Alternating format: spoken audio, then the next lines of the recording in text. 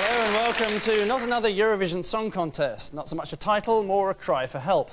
Yes, tonight we bring you a celebration of that annual schlockfest that apparently everyone loves, yet at the same time never quite manages to stay awake through. In recent years, Eurovision has alternately been hailed as a cool postmodern joke or dismissed as a tired old irrelevance, though its fans are keen to point out that we have it to thank for bringing us ABBA. This, of course, is a bit like thanking Chernobyl for discovering Greenpeace. The contest itself was invented in 1956, and typically the first event was won by Switzerland, home of the yodel, which gives us a fair picture of how hot and rocking the other nations' entries must have been that night. Britain came fourth, as ever, with a song called I'm Waiting for a Little Wink. Give or take a certain vowel, just the sort of thing George Michael might record today. I think it's fair to say in our defence that since the very first show, the festival has never been entirely in sync with pop's cutting edge.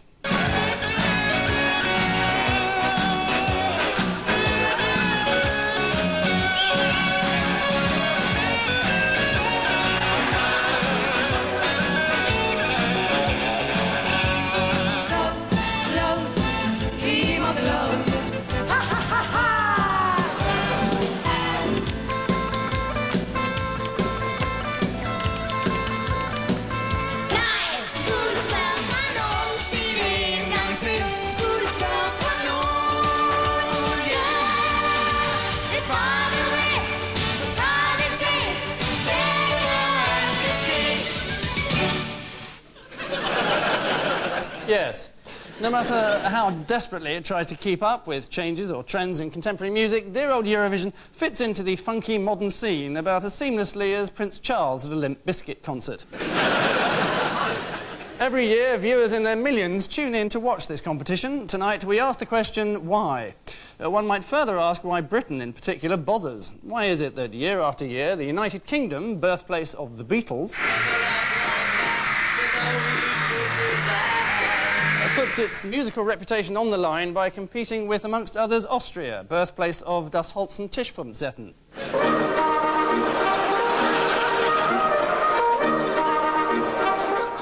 Even stranger, we barely ever win. Indeed, musically, it appears to perpetually inhabit a planet all of its own. So thank God for the endless variety of lyrics on offer.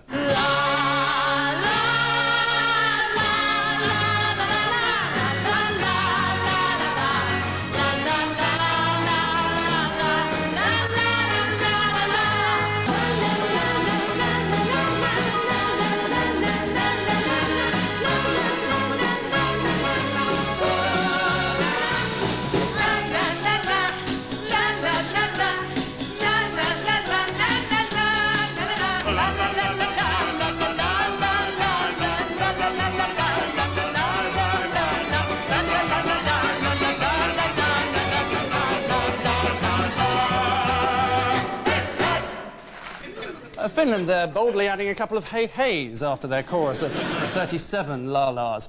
Incidentally, just to settle some confusion that arose in rehearsals for tonight's show, may I make it quite clear that while I've had my share of show business embarrassments, I am most certainly not this man seen mincing around the banjo for Spain in 1977.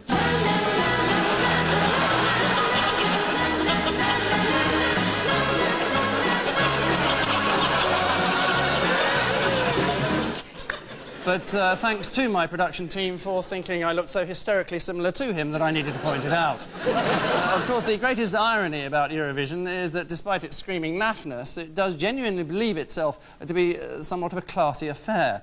For many years, the evening was hosted by Dame Katie Boyle. Welcome to this, the 13th Eurovision Song Contest. The only woman who can make Camilla Parker Bowles sound like Waynetta Slob. Indeed, the main function of the host, it seems, is to make the watching plebs think that they're peering up at a very privileged gathering indeed. Welcome. Willkommen. Good evening. Buenas tardes. Bonsoir, bonsoir. Bienvenue, bienvenue. Willkommen. Welcome.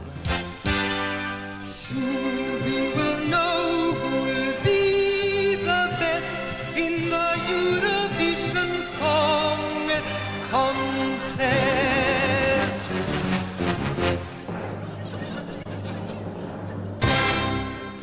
And as for the host city, well, it suddenly and quite curiously becomes the chicest hotspot on Earth, which in certain circumstances takes a considerable degree of spin. The Harrogate Centre. Magnificent circular multi-purpose auditorium. The Wembley Conference Centre, which of course is the scene for this year's show. Luxembourg, of course, in the middle of Europe, is one of the centres of the common market. A very good evening to you, and from me, David Vine, welcome to the Eurovision Song Contest of 1974, and welcome to a Saturday night out in Brighton. Our host is the Prince Regent, the Prince of Wales, later to become George IV of England, or if you were one of his many gambling friends, you could call him Prinny. David Vine rambling for Britain there. And yes, you were hearing correctly just now. David did say... Our host is the Prince Regent, the Prince of Wales, later to become George IV of England. Which must have made for some entertaining links that night, given that he'd been dead for 144 years. Traditionally, of course, the winning nation earns the honour and privilege of hosting the following year's festival, with all the travel chaos and financial bankruptcy that guarantees. A little wonder, then, that the shrewder of our European cousins make absolutely certain there's no chance whatsoever of any victory. Baby, baby, I love you. Yo te quiero. Oui, mon amour. Het is zo heerlijk samen te zijn. Maar het scheiden doet toch geen pijn. En ik zullen elkaar blijven vinden. Om weer opnieuw te beginnen.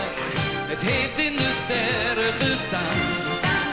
En dat we samen naar huis zullen gaan.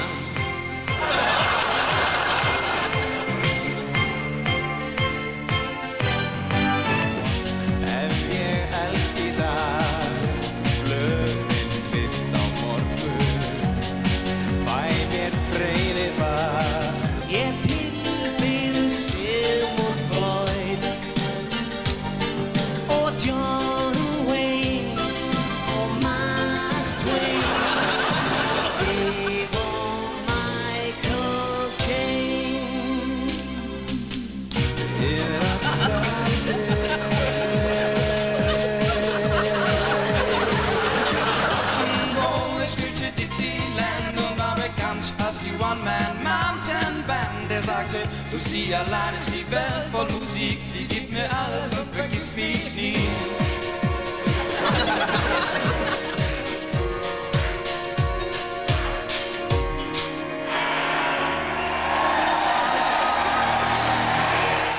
It's tempting to call that a mixed bag of entries, but that's not strictly true, as they were all uniformly atrocious.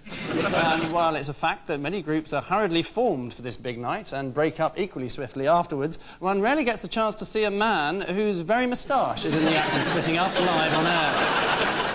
And while we're on the subject of facial hair, nice to see they think it's all over's Rory McGrath hammering away on the drums there. Of course, with some bands, you don't actually need to hear any of the song. The title is quite sufficient.